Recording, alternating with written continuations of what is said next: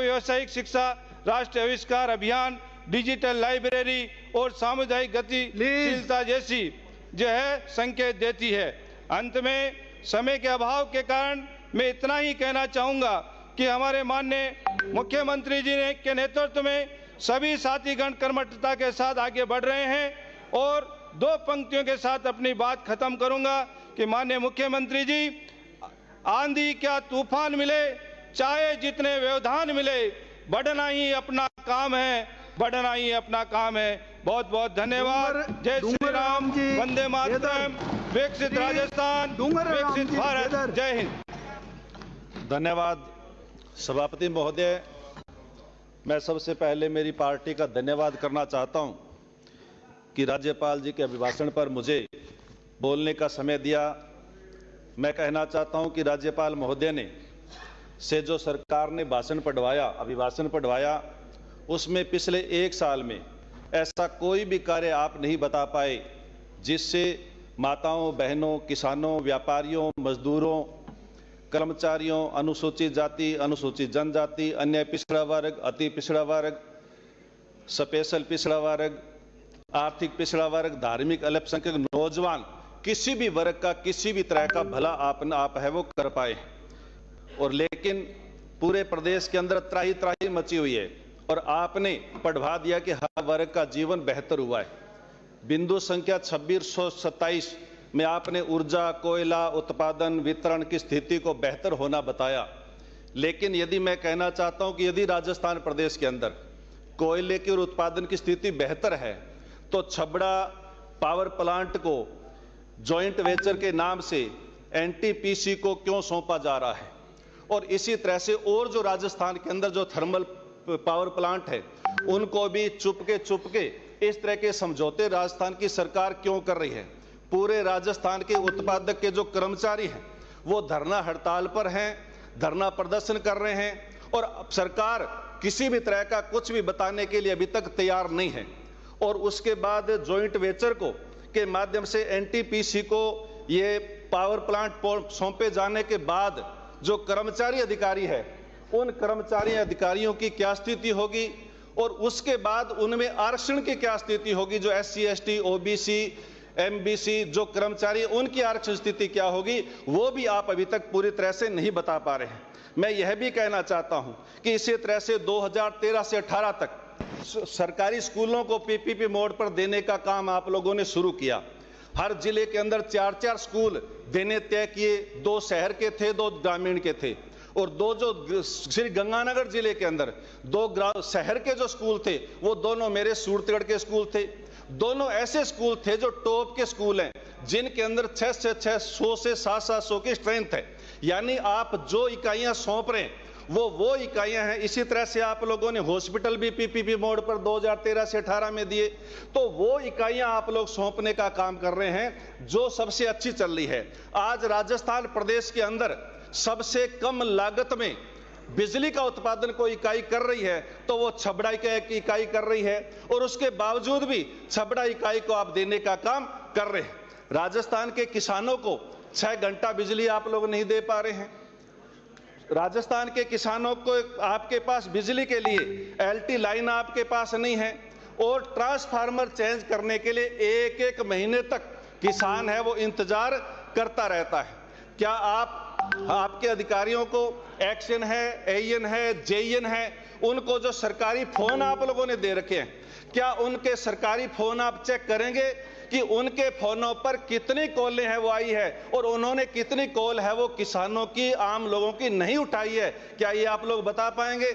आप लोग ये बताने के लिए तैयार नहीं है। क्या इसकी आप लोग जांच कर सकते हैं? और यदि उन्होंने रात को जब किसान पानी लगाता है उसको कम वोल्टेज मिलती है, उसकी यानी उसकी मोटर है वो जल रही है, 1-1 महीने के अंदर सभापति महोदय 2-2 बार किसानों की मोटर जल रही है और ये खामियाजा किसानों को कम वोल्टेज की वजह से भुगतना है वो राजस्थान के अंदर पड़ रहा है।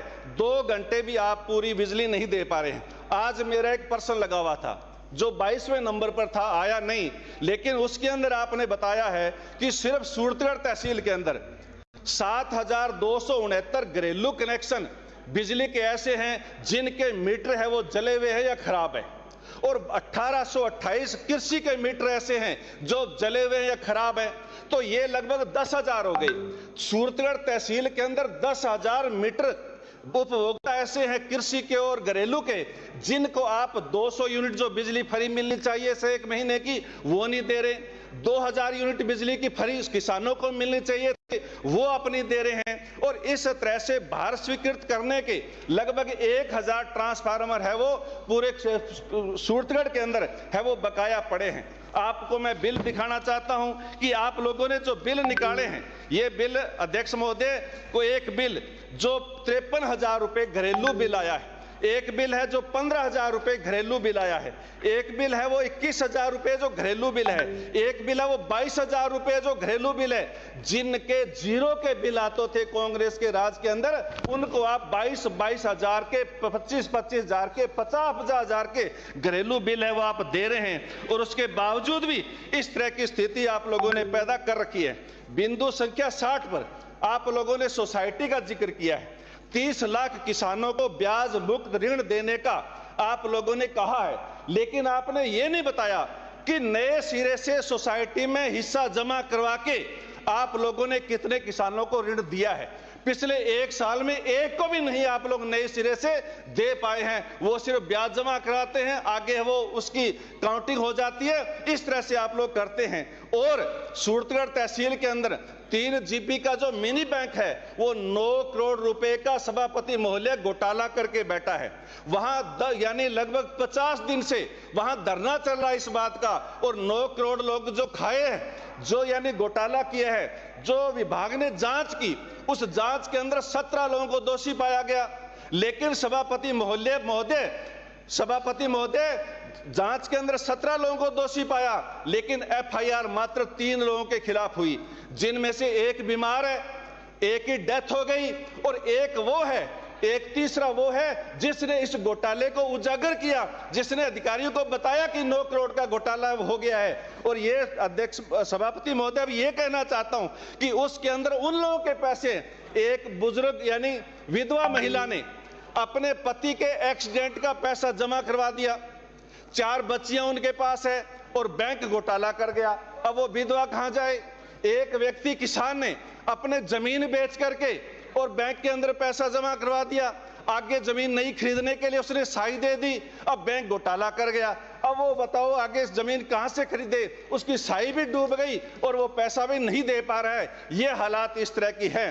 आप लोगों ने किसानों के बारे में यूरिया डाया का जिक्र आप लोगों ने किया, लेकिन यूरिया डाया की किस तरह से पिछले है वो सीजन के अंदर कालाबाजारी हुई और किस तरह से किसानों को यूरिया डाया के लिए भटकना पड़ा, ये बात भी आप है वो पूरी तरह से समझ सकते हैं। चकबंदी आप लोग कर नहीं रहे हैं, पिछले 1 साल से चकबंदी पर कोई काम नहीं हुआ, पिछले 1 साल से खातेदारी पर कोई काम नहीं हुआ।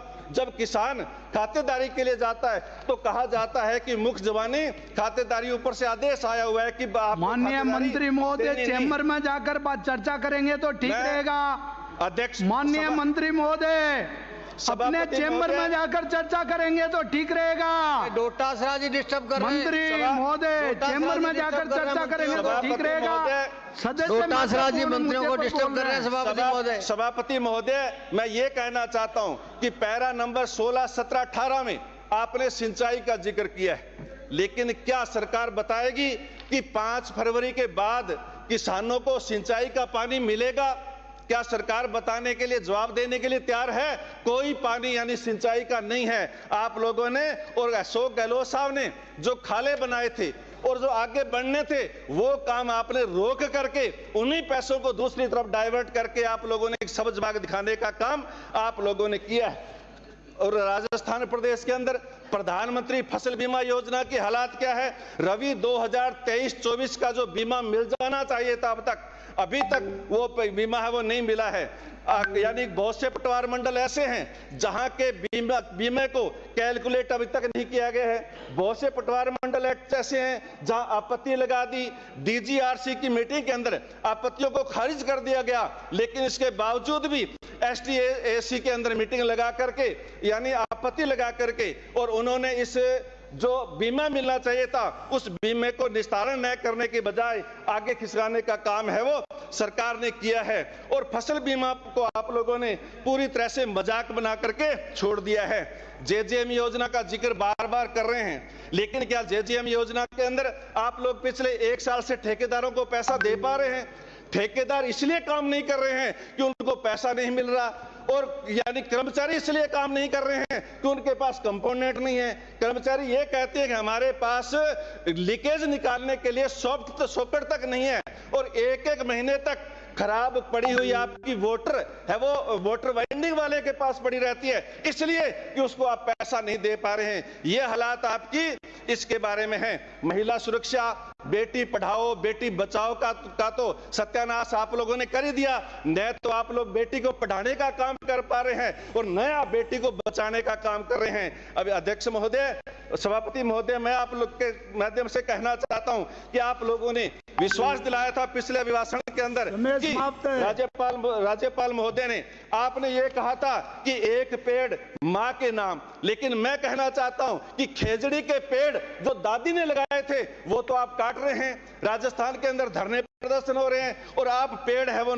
मां के नाम लगाने की बात आप कर रहे हैं। मैं कहना चाहता हूं शुक्र है सभापति महोदय कि आपने अपने पूरे के पूरे भाषण के अंदर महात्मा गांधी और बाबा साहब अंबेडकर का जिक्र किया है, लेकिन महात्मा गांधी ने जिस तरह से सामाजिक सौहार्द बना करके पूरे देश के अंदर रखा, उस सामाजिक सौहार्द को बिगाड़ने का काम आप लोग कर रहे हैं। और जिस तरह से बाबा साहब अंबेडकर ने देश को संविधान देने का काम किया, उस संविधान को खत्म करने का काम भी और संवैधानिक संस्थाओं को खत्म करने का काम भी आप कर रहे हैं। सभापति महोदय, आपने मुझे बोलने का समय दिया, बहुत बहुत धन्यवाद।